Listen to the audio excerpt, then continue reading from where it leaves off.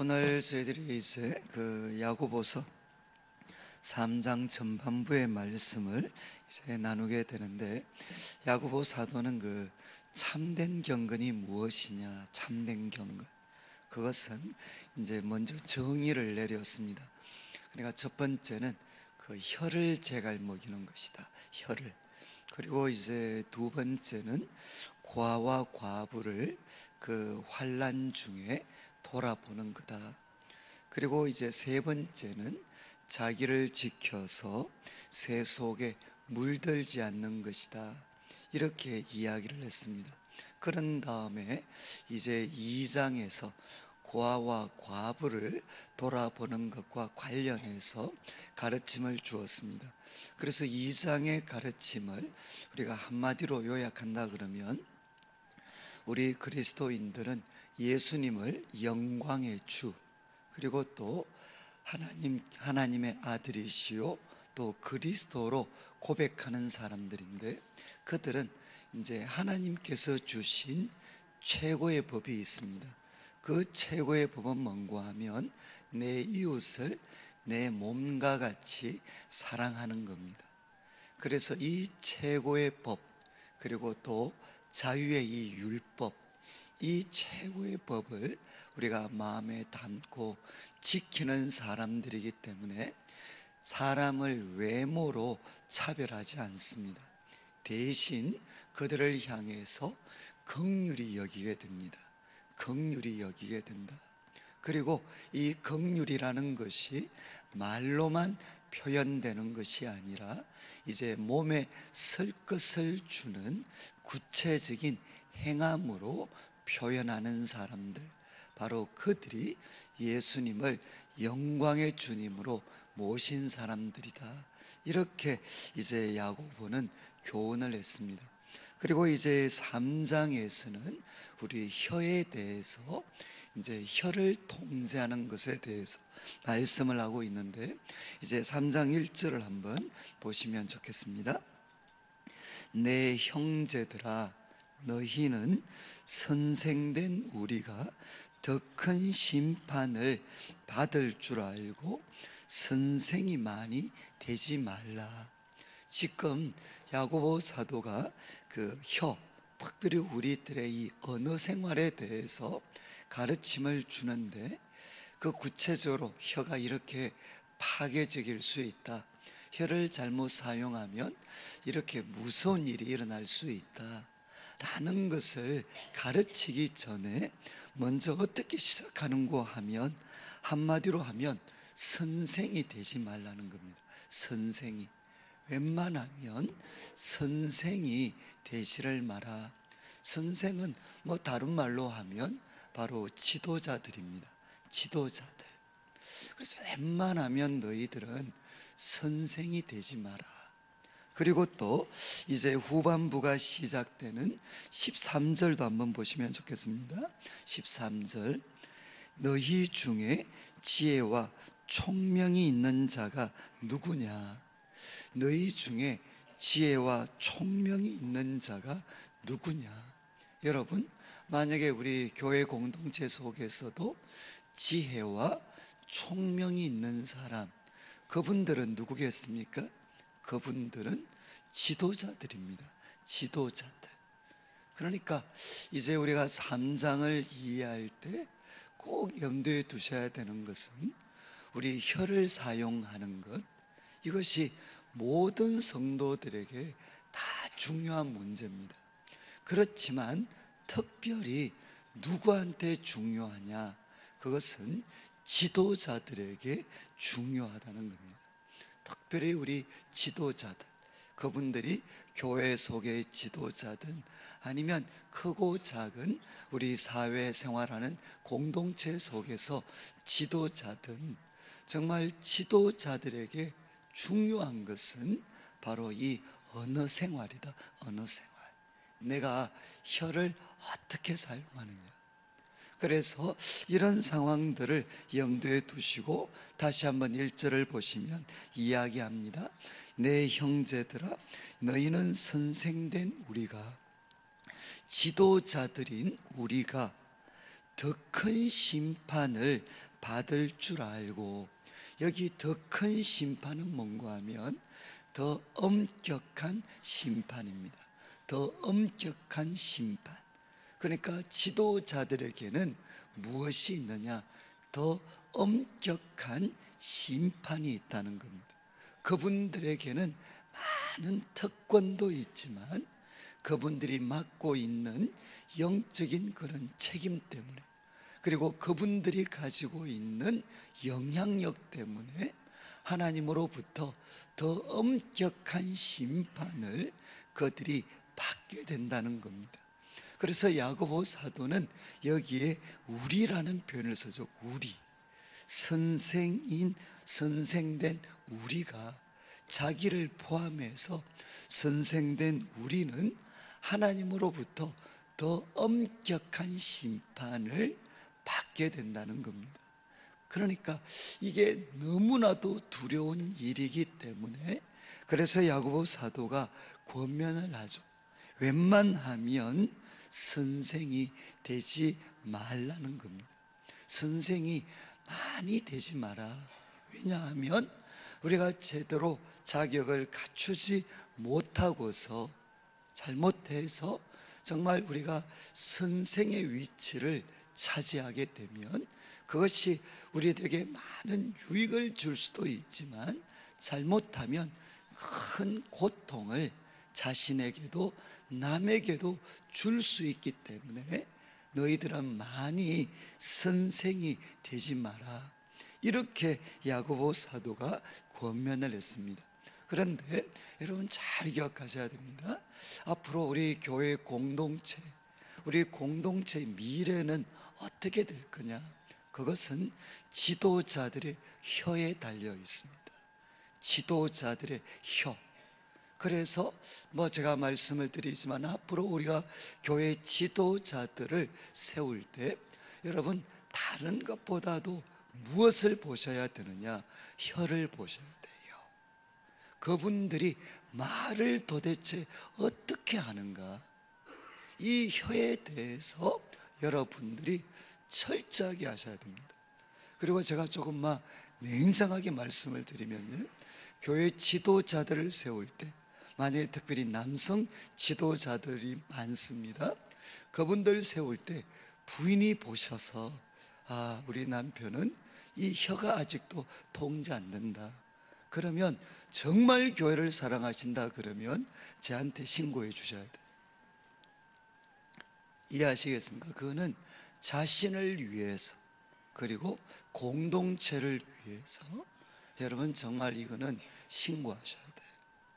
지도자가 되어서 혀를 잘못 사용하면 그것은 공동체와 자신한테 엄청난 고통을 줄 수가 있습니다. 그래서 여러분, 아무리 엄격한 심판이 있더라도 정말 영적인 지도자들이라면, 선생들이라면, 정말 아무리 엄격한 심판이 있어도 그것을 다 만족시킬 수 있다 그러면, 그런 능력이 우리들에게 있다 그러면 걱정할 필요가 없잖아.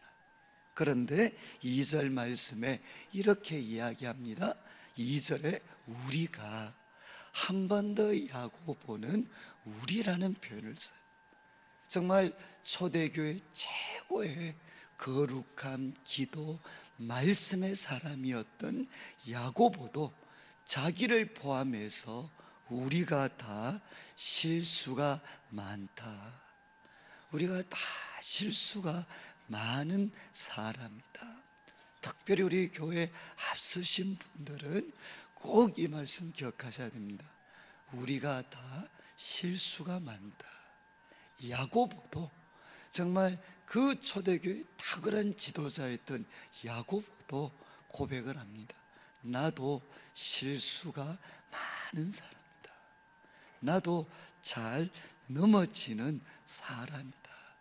그러면서 특별히 만일 말에 실수가 없는 자라면, 만일 말에 실수가 없는 자라면 곧 온전한 사람이다.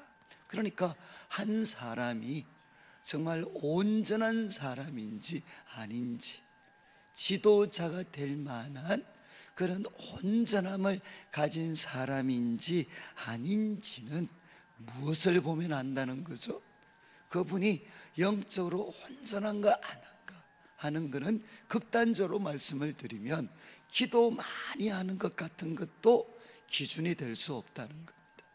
봉사를 많이 하는 것도 기준이 될 수 없다는 겁니다. 그분이 정말 온전한 사람인가, 지도자가 될 만큼 온전한 사람인가 아닌가는 무엇을 봐야 되느냐? 겉으로 드러난 행동이 아니라 그분의 혀를 봐야 된다는 겁니다. 그분의 혀, 그분의 말을 들어야 된다는 겁니다. 그래서 이야기합니다. 2절 마지막에 곧 온전한 사람인데 능히 온 몸도 굴레 씌우리라. 온 몸, 이거는 뭔가 하면 몸으로 하는 모든 행동입니다. 몸으로 하는 모든 행동들도 굴레를 씌운다는 것은 뭐죠? 통제할 수 있다는 겁니다.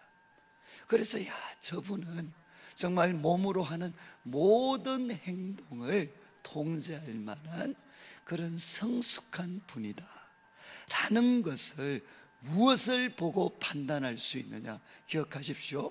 외적인 열심이 아닙니다. 그리고 외적인 조건과 스펙도 아닙니다. 무엇을 보고 판단을 해야 되느냐? 그분의 혀를 보면 판단할 수가 있다는 것입니다. 그래서 제가 때로는 우리 가정에서, 특별히 우리 교회 지도자들은 정말 우리 가정에서 최선을 다해야 된다. 부인이나 남편, 자녀들에게 최선을 다해야 된다. 왜? 여러분, 정말 우리들이 혀를 잘 조절하는 사람인지 아닌지는 이렇게 만나서는 몰라요. 이렇게 만나면 다 천사들입니다. 다 천사들입니다. 그러면 이제 많은 분들이 이야기하죠. 저는 청년들을 섬겼기 때문에 목사님, 우리 아버지 엄마는 교회에서는 천사인데 집에서는 악당입니다. 여러분, 사실 어느 생활은 여기서는 몰라요. 사실 어디서 드러나느냐? 가장 가까운 관계입니다. 그래서 남자분들 같으면 정말 저분이 언어를 통제할 수 있는 온전한 사람인지 아닌지는 누구한테 물어봐야 되느냐? 부인한테 물어봐야 돼요. 아무리 딴 사람한테 천사의 말을 한다 하더라도 부인의 평가가 가장 정확합니다. 조금 더 말씀드리면 자녀들의 평가가 가장 정확해요. 왜냐하면 아내 그리고 자녀들은 어느 순간까지는 힘이 없습니다. 약자입니다. 그러니까 정말 아내와 그리고 자녀들에게 말하는 걸 보면 그 사람의 진정한 인격을 알 수 있다는 거죠. 여러분, 우리들의 진정한 인격을 알 수 있는 것은 사실은 교회가 아닙니다. 그렇지 않나요? 교회 이렇게 드문드문 만나고 이렇게 좋은 어떤 분위기와 이런 것 속에서 만나는데 여기에서 뭐 소위 혀가 잘 통제되는지 안 되는지 어떻게 알 수 있겠어요? 여기서 다 좋은 이야기 하죠. 다. 그렇지만 어디서 알 수 있느냐? 어느 생활은 우리보다 약한 사람에 대해서 그분이 어떻게 혀를 사용하는가, 거기에서 나타나는 겁니다. 여러분, 자기보다 높은 사람한테 천사처럼 이야기 안 할 사람이 누가 있어요? 그런데 그분이 언어를 제대로 혀를 통제하느냐 안 하냐, 그거는 누구를 봐야 되느냐? 밑에 사람 대할 때 그분이 말을 어떻게 하느냐, 특별히 가까운 가족들에게 어떻게 혀를 사용하느냐, 거기에서 정확하게 드러나는 겁니다. 그래서 제가 웃으면서 이야기합니다. 만약에 형제들이 한 자매를 좋아하면 꼭 누구한테 물어봐야 되느냐? 그 자매 남동생한테 물어봐야 된다. 너 누나 어떠냐 물어봐서 남동생이 우리 누나 겉은 멀쩡하지만 악당입니다. 다시는 만나지 마라. 무슨 뜻인지 이해하시겠어요? 정말 우리들의 혀는 높은 사람들 앞에서 어떤 말 하느냐, 이거는 다 포장입니다. 정말 그 사람이 혀를 제대로 사용하는지 아닌지는 자기보다 약한 사람에 대해서 어떻게 언어를 쓰는가, 그것이 가장 정확하다는 겁니다. 그래서 야고보 사도가 이야기합니다. 우리는 다 말에 실수가 많습니다. 그래서 그 사람이 온 몸으로 하는 행실을 통제할 수 있는 온전한 사람인지 아닌지 무엇을 봐야 되느냐? 혀를 봐야 된다는 거죠. 그러면서 3절에 이야기를 합니다. 우리가 말들의 입에 재갈 물리는 것은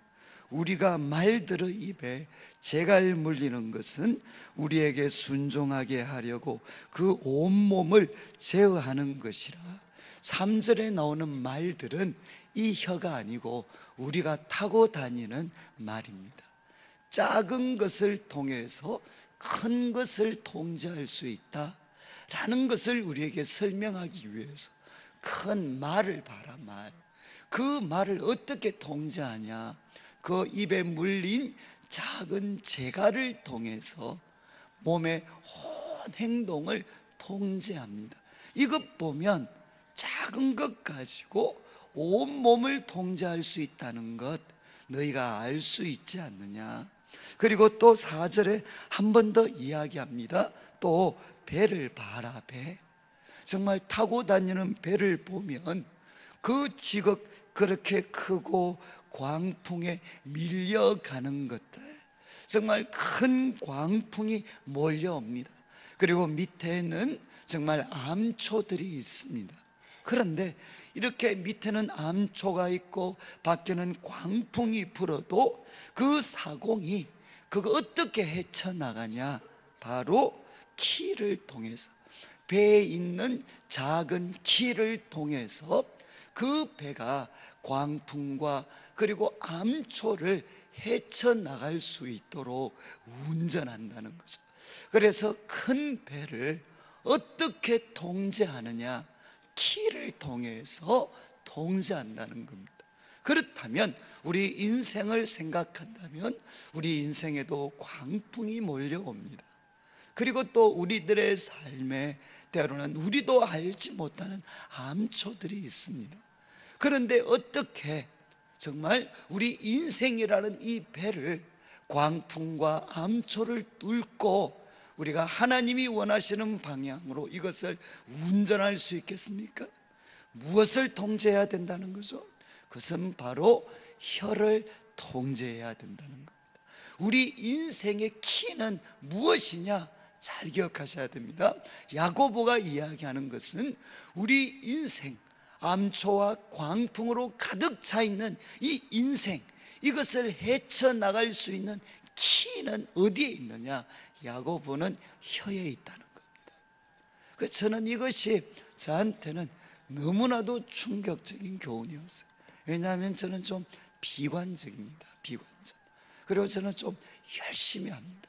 그러다 보니까 좀 이렇게 이런 것들이 제대로 효과를 내지 못하면 굉장히 이렇게 혼자 있을 때 입이 부정적이 되고 패배적이 되고 그리고 또 운명론적으로 이 말들이 튀어나올 때가 많아요. 그런데 제가 이 말씀을 묵상하고 앞으로 내 삶에 광풍이 오고 그리고 내가 알지 못하는 암초들이 아무리 있다 할지라도 이제 내 인생을 하나님의 도우심 받아서 헤쳐나가려면 그 키가 바로 내 혀에 있구나. 그래서 이제 혀를 가지고 이제는 믿음을 고백하기로 제가 결심을 했습니다. 하나님, 아무리 광풍이 몰려오고 암초가 와도 억지로라도 정말 이렇게 혀에 하나님 말씀의 도우심을 의지해서, 하나님 참 어려운 순간입니다. 그러나 하나님이 도우시면 이 광풍도 헤쳐나가게 하실 거 믿습니다. 그리고 하나님, 정말 주님께서 그 광풍에 만났던 배와 같이 있으면 주님이 태어나시고 주무셨던 것처럼 하나님, 저에게도 주님이 주셨던 평안을 주십시오. 그리고 주님께서는 이것도 바꾸어서 새로운 기회가 되게 하실 수 있음을 믿습니다. 그래서 억지로라도 이빨을 깨물고서라도 이제는 혀를 통제하기로 결심을 했어요. 부정적이거나 패배적이거나 절망적이지 않고 하나님의 말씀을 인정하고 말씀이 주는 믿음을 억지로라도 표현하려고 노력을 했습니다. 그리고 나니까 정말 삶에 모르겠어요. 정말 삶에 이 혀가 내 인생을 통제할 수 있구나. 그리고 이 혀가 우리 가정과 우리 교회를 정말 이 혀가 통제할 수 있구나. 그래서 때로는 회개하기 위해서 우리들의 아픔을 고백하는 것은 중요하지만, 그러나 우리가 말끝마다 문제다 문제다 문제다, 이것도 사실은 좋은 것은 아닙니다. 이 문제가 있지만 그러나 하나님은 이 문제를 넘어설 수 있습니다. 이것이 우리 혀의 고백이 되어야 된다는 겁니다. 그리고 나아가서 이제 이 혀라는 것은 우리들에게는 배의 키와 같고 말들을 통제하는 그 제갈과 같습니다. 그렇지만 이제 5절을 보십시오. 이와 같이 혀도 작은 지체로 돼 큰 것을 자랑한다. 정말 작은 것이지만 엄청난 영향력, 큰 힘을 자랑한다는 거죠. 그런데 5절 후반부부터는 이제 분위기가 조금 바뀝니다. 작지만 이 큰 영향력을 갖고 있는 이 혀가 긍정적으로 사용될 수 있으면 너무 좋을 텐데 이 혀가 부정적이 되기가 너무 쉽다는 겁니다. 그래서 5절 마지막, 보라 얼마나 작은 불이 얼마나 많은 나무를 태우는가. 여러분, 작은 그 불씨가 얼마나 많은 나무를 태우는가. 그러면서 이야기합니다. 6절, 혀는 곧 불이다. 혀는 곧 불이다. 그런데 이 불이 의로운 불이 되면 참 좋은데 혀는 불인데 불의의 세계다. 불의의 세계. 그래서 혀는 우리 지체 중에서, 잘 보십시오, 혀는 우리 지체 중에서 온 몸을 더럽힌다. 그리고 삶의 수레바퀴를 불사른다. 그리고 그 사르는 것이 지옥불에서 나느니라. 저는 제가 이 말씀 처음 대면할 때 무섭더라고요. 혀라는 것이 이렇게 무서운 것이구나. 혀는 불이다. 우리 인생을 그냥 삽시간에 파괴적으로 불태워 버릴 수 있는 그 불이 될 수도 있구나. 혀는 우리 지체 중에서 온 몸을 더럽히고, 이거는 뭐겠습니까? 우리 몸으로 하는 모든 행동을 더럽혀 버립니다. 우리의 말 한마디가 우리 몸으로 하는 모든 행동, 그 수고를 한순간에 더러운 것으로 만들어 버립니다. 그렇지 않나요? 우리 성도님들, 예를 들면 명절이나 가정을 위해서 그렇게 좋게, 그렇게 좋은 마음으로 열심히 수고하고 봉사했다가 말 한마디 잘못해서 어떻게 되죠? 그 좋은 마음으로 수고했던 것들이 한순간에 그냥 아주 탐욕적이고 이기적이고 자기 과시를 위해서 된 것처럼 우리의 말 한마디가 우리의 모든 수고를 그냥 다 덮어버립니다. 그리고 또 이야기합니다.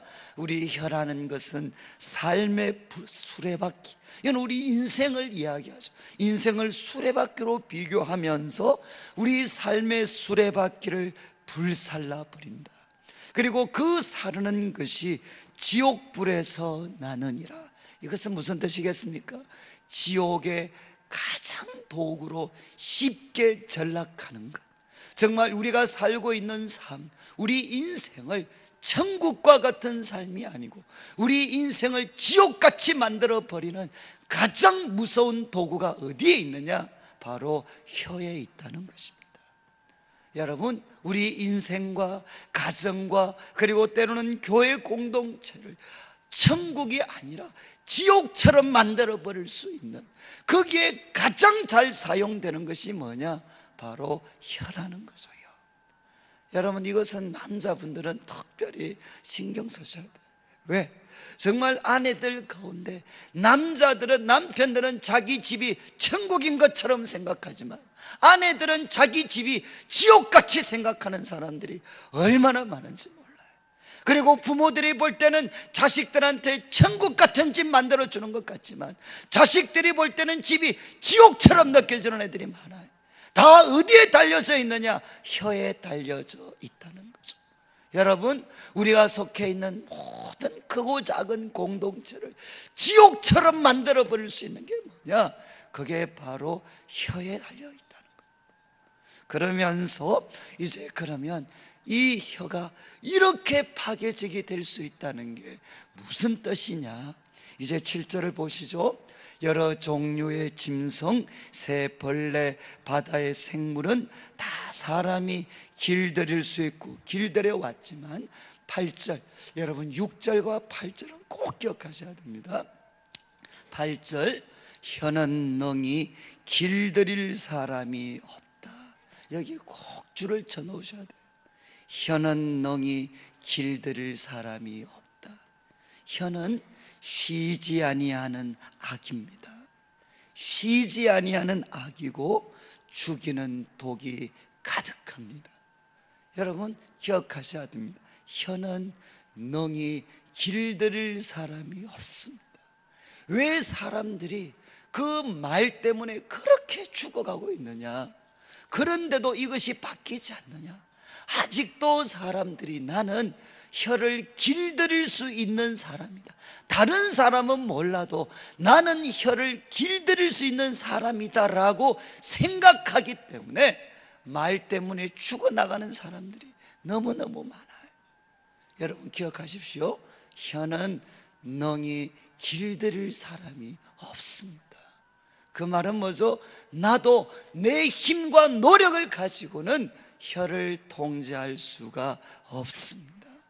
여러분, 이것을 정말 고쳐줄 수 있는 것은 우리가 2장, 3장 후반부에 나오는 것처럼 위로부터 난 지혜를 소유하게 될 때, 하나님이 주시는 지혜와 은혜를 소유하게 될 때만 통제할 수 있는 게 뭐냐? 혀입니다. 혀. 우리들의 의지적인 노력 가지고는 이 혀는 통제할 수 없어요. 그만큼 이 혀는 이미 뒤틀려져 있다는 것입니다. 여러분, 기억하십시오. 혀는 능히 길들일 사람이 없습니다. 그리고 이것은 쉬지 아니하는 악이고 죽이는 독이 가득합니다. 여러분, 독은 뭐죠? 뱀이 한번 독을 물어버리면 어떻게 되죠? 정말 작은 양이지만 온몸에 퍼져나갑니다. 여러분, 우리들의 말이 있잖아요. 이만큼 무섭다는 겁니다.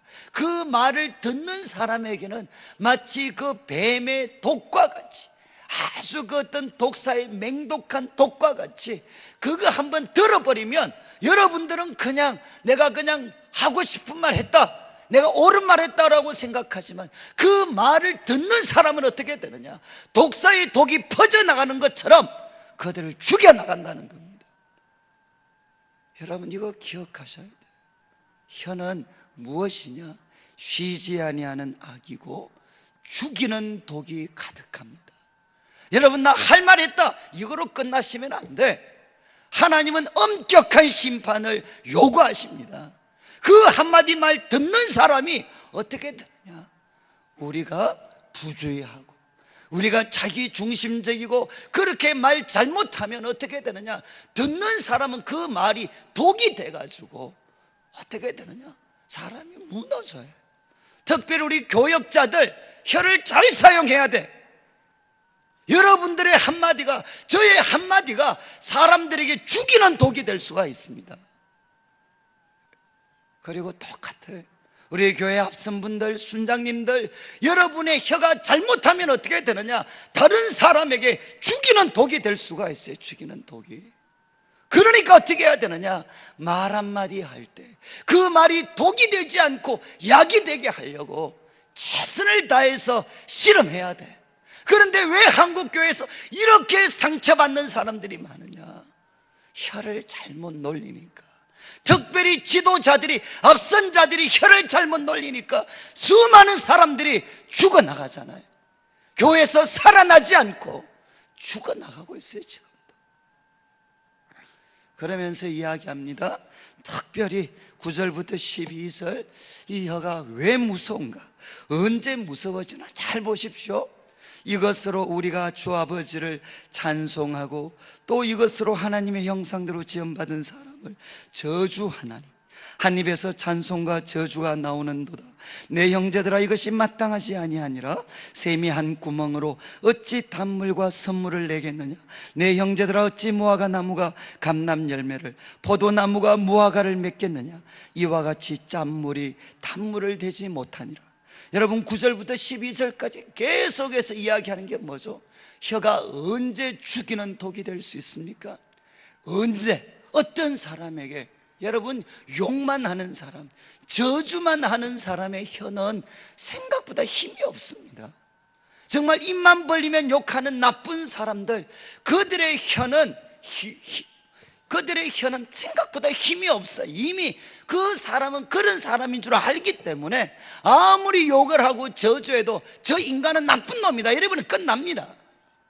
그런데 언제 혀가 사람을 죽입니까? 입만 벌리면 하나님을 찬송합니다. 많은 사람들 앞에서 사랑을 이야기합니다. 그런데 또 그 혀를 가지고 사람을 저주하는 거죠. 언제 혀가 죽이는 독이 될 수 있느냐? 이중적이 되는 것입니다. 사람을 향해 찬송하고 하나님을 향해 찬송하고 사람들에게 사랑을 이야기하는 그 혀가 어느 순간 사람을 저주하면 항상 저주만 하는 사람이 저주하는 것과는 비교가 되지 않는 파괴력을 가진다는 거죠. 여러분, 제가 자주 말씀드렸잖아요. 난지도에 있을 때 제 옆집에 살았던 분이 난지도 욕쟁이 아줌마입니다. 그러니까 입만 벌리면 욕이죠. 그런데 그분이 저한테 욕을 하면 기분이 하나도 안 나빠요. 그런데 그분이 제가 지나가는데도 욕을 안 하면 아니, 저 아줌마 편찮으신가? 그렇게 걱정을 합니다. 그러니까 그분한테 욕 듣는 건 아무 문제가 없다니까요. 그런데 누구한테 욕 한마디 들으면 이거 치명적이냐? 내가 존경했고 내가 참 사랑했던 그런 선배가, 그래서 그분은 함부로 말하는 사람이 아닙니다. 하나님 찬송하고 하는 사람인데 그분의 입에서 욕이 한마디 나오면 그것은 평생의 칼이 됩니다. 이해하시겠어요? 왜? 저 사람은 함부로 말하는 사람이 아닙니다. 그리고 저분은 공동체와 사람들에게 나도 인정하는 사람인데, 그런데 그분이 한마디 하면 어떻게 되느냐? 그는 진심이 되는 거죠. 그래서 그 한마디 그 말의 굴레에서 여러분 벗어나지 못해. 저는 청년들을 섬겼기 때문에 좋은 부모님들 밑에서 컸는 애들이 어디에서 상처를 받느냐? 걔들은 알아요. 우리 아빠 엄마 기도 많이 하는 분입니다. 우리 아빠 엄마 혀를 제대로 사용하려고 노력하는 사람입니다. 그런데 그 아버지 엄마가 나한테 욕을 했다는 거예요. 그러면 항상 욕만 하는 그 그 어떤 욕만 하는 부모들이 하는 그 한마디 욕하고는 비교가 되지 않아요. 왜냐하면 자기들도 한단 말이죠. 우리 부모님 좋은 사람입니다. 우리 부모님 참 귀한 분입니다. 그런데 그분이 나한테 뭐라고 이야기했는데 너는 인간 안 돼, 그 말 했다는 거죠. 그러면 얘들은 확신합니다. 나 인간 안 됩니다. 여러분, 제가 아무리 그들을 건면해줘도 그들은 이야기해. 목사님은 모릅니다. 나를 잘 아는 우리 아빠 엄마가 나보고 인간 안 된다 그랬습니다. 인간 안 된다. 그 말에서 벗어나지를 못해 애들이. 여러분, 똑같습니다. 교회도 똑같아. 우리 참 누가 이 혀를 잘못 사용해 왔냐? 우리 목사님들이 혀를 너무 잘못 사용을 했어요. 그리고 우리 지도자들이 혀를 너무 잘못 사용을 했어요. 정말 그렇게 찬송하고 고상하게 보이는 그 혀를 가지고 사람을 속이고 농락하고 함부로 대하고, 그것은 나쁜 사람들이 하는 것하고는 비교가 되지 않는 파괴력을 가지고 있습니다.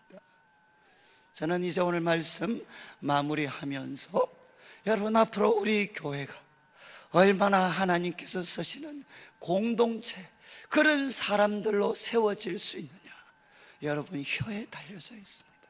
혀에. 저는 이제 말씀 마무리하면서 지금 야고보 사도가 이야기했습니다. 정말 지도자들은 혀를 잘 사용할 수 있어야 됩니다. 적극적으로는, 긍정적으로는 여러분, 혀는 바로 우리 인생이라는 배를 하나님이 원하시는 방향으로 이끌어갈 수 있는 키와 같습니다. 그래서 여러분들이 어떤 삶의 풍랑, 어려움을 만나더라도 여러분의 혀를 지키셔야 됩니다. 말씀으로, 믿음으로, 성령의 도우심을 통해서 하나님은 우리 혀에서 나가는 말을 듣고 계시고 그 말대로 이루어 주시는 분이십니다. 여러분, 말로서 고백하셔야 돼요. 하나님 앞에서 혀로 고백하셔야 됩니다. 그리고 특별히 사람과의 관계에 있어서 여러분 꼭 기억하셔야 돼요. 혀는 길들일 사람이 없습니다. 혀는 불의의 세계입니다. 지옥의 도구로 가장 쉽게 전락할 수 있는 게 혀입니다. 하나님의 은혜가 없이는 어느 누구도 통제할 수가 없습니다. 하나님을 찬송하는 혀로, 정말 사람을 저주하는 것이 아니라, 이런 이중성이 아니라 하나님 찬송하는 혀로 끝까지 사람들을 축복하고 신뢰해주고 격려해주는 그 말, 그 혀의 일관성을 우리가 언제나 가질 수 있어야 된다는 것. 그래서 이 혀를 도저히 못 참겠거든요. 여러분, 자리를 비우시면 돼요. 그냥 나가시면 됩니다. 나가셔서 정말 밖에도 한번 보고 뛰기도 하고, 밖에서 그냥 하늘을 보고 괌을 치르든 하고, 사람들 앞에 저주의 말을 쏟으시면 안 돼요. 그러면 다 죽습니다. 혀는 죽이는 독입니다. 쉬지 아니하는 악입니다. 저는 우리 성도님들 오늘 새벽에 기도하실 때, 하나님 저에게 은혜를 주십시오. 하나님, 혀는 능히 길들일 사람이 없습니다. 쉬지 아니하는 악입니다. 하나님, 내 혀가 우리 가정과 내 주위의 사람들과 우리 교회를 지옥 같은 곳으로도 만들 수 있습니다. 하나님, 저의 혀를 붙잡아 주셔서 지옥의 도구가 아니라 천국의 도구가 될 수 있도록 저 혀를 사용해 주십시오. 그리고 이 혀를 가장 가까운 사람들에게서부터 저의 혀를 지킬 수 있도록 도와주십시오. 그래서 이 혀를 통제하셔서 정말 하나님으로부터 칭찬을 받고 가는 곳곳마다 여러분 말 한마디로 그곳을 천국으로 바꿔 놓을 수 있습니다. 그 지옥같이 지긋지긋한 곳을 말 한마디로 천국을 만들 수 있어요. 저는 혀를 통해 여러분의 삶과 우리가 속한 공동체를 하나님 나라 천국으로 세워 가실 수 있는 성도님들 되시기를 주님의 이름으로 축복합니다.